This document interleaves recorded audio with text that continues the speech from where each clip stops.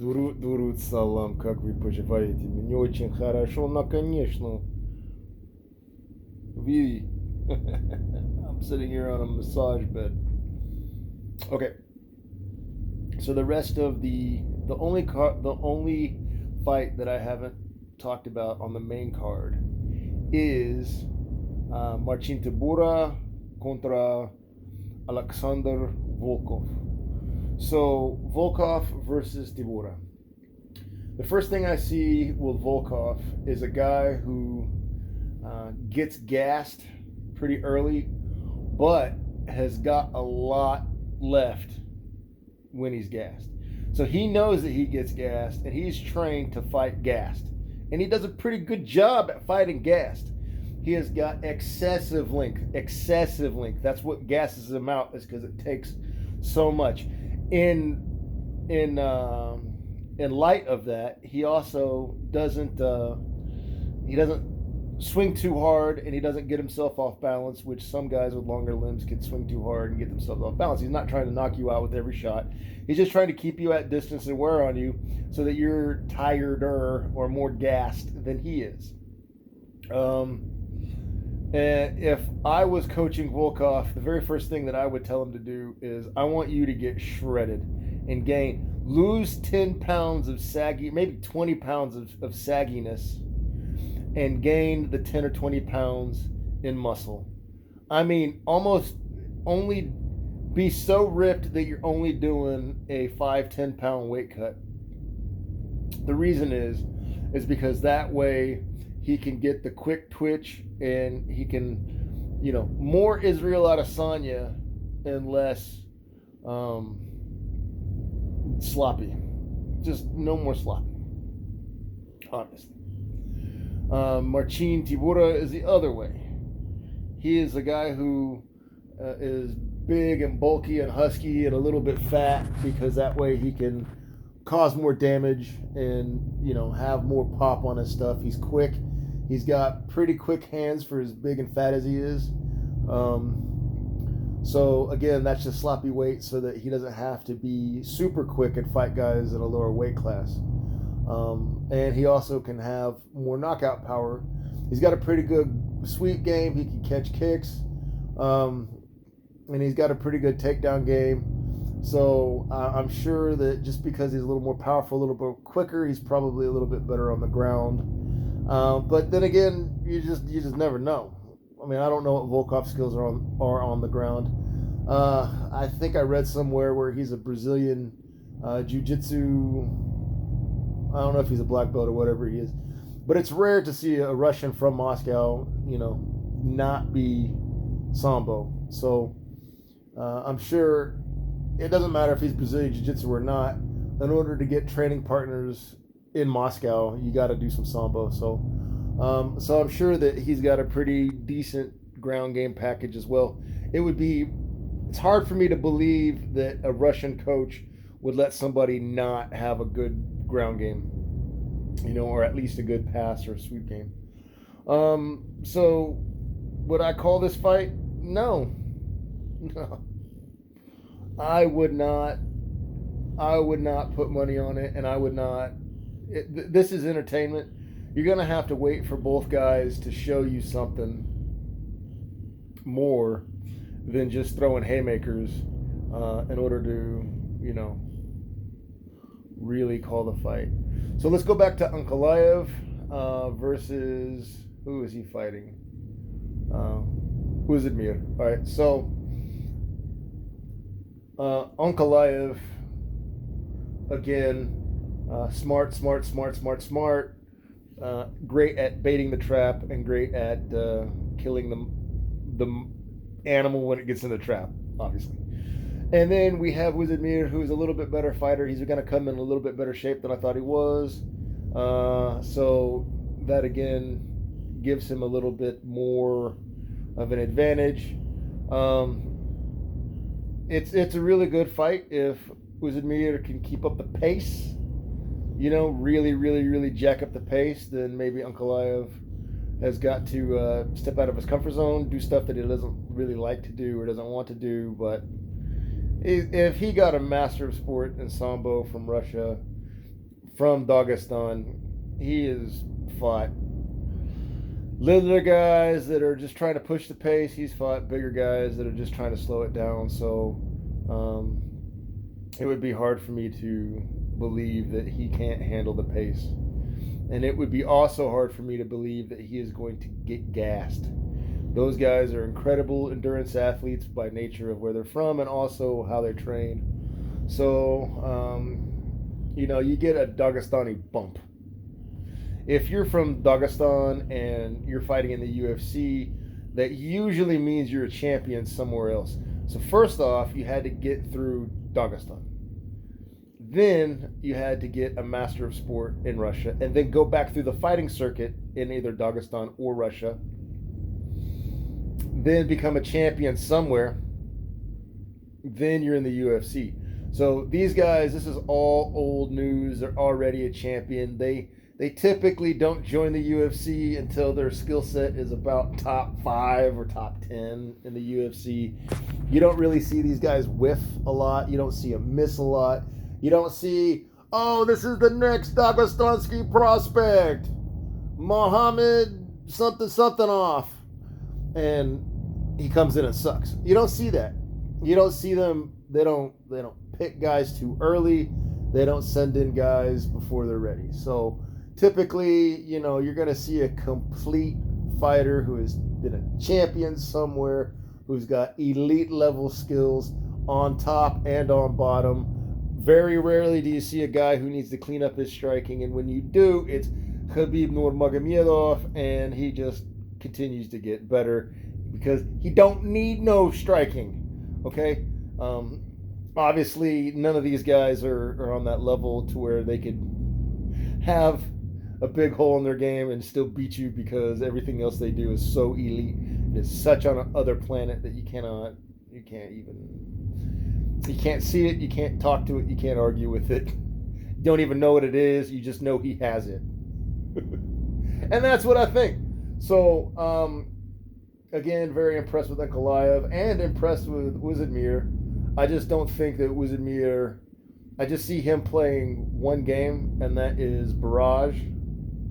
It's Blitzkrieg, and it's a really good game, and it beats a lot of people. From all the smart things that I saw Ankalaev do, especially when I had to rewatch it, I was really intrigued. I was like, why is he so slow with that left high leg kick? Why does he show it? Why would he raise his leg and then open himself up to a single leg? He just stands there, and it's because he's got great balance. He knows the guy's range, and he has a pre-made package for if the guy tries to shoot with that leg up.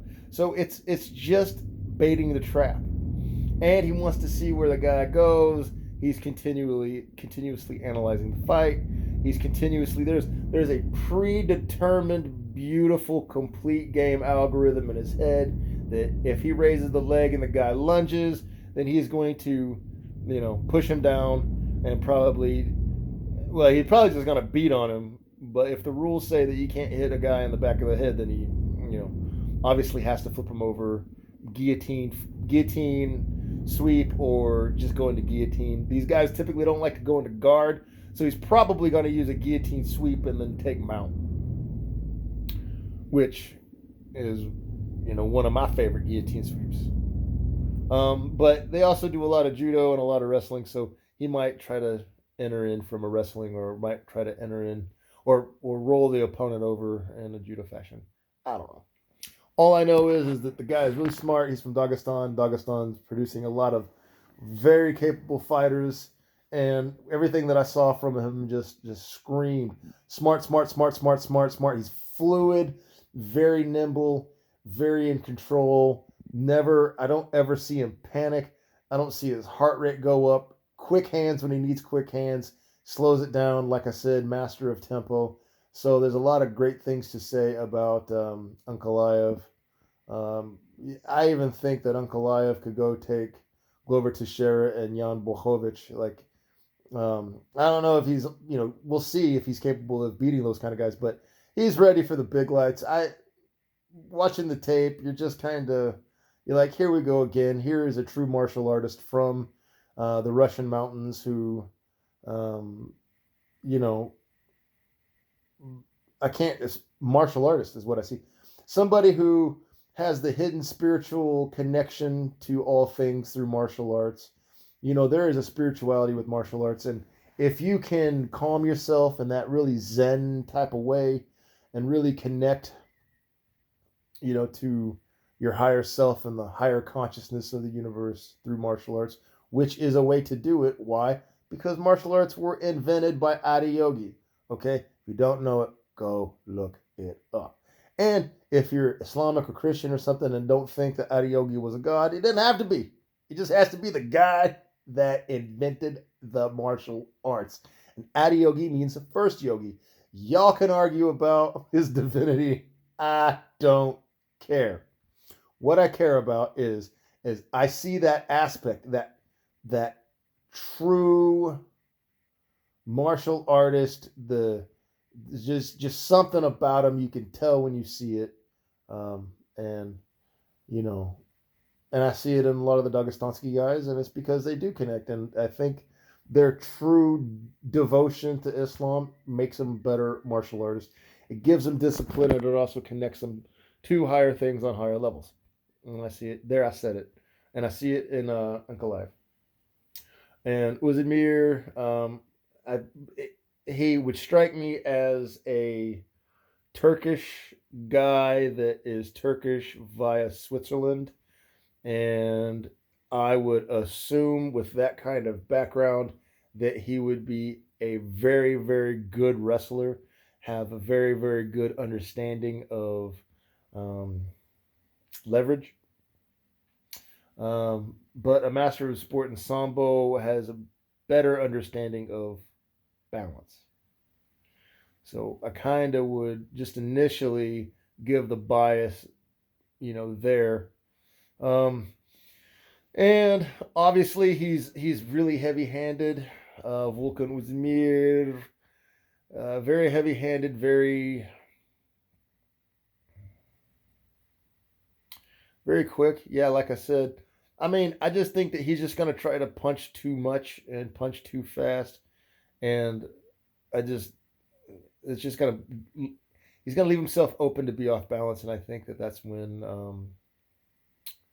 either with left leg or a takedown, depending on how much he thinks he can play with Uzunmir. I see Ankalaev, either pushing him to the cage and trying to strike.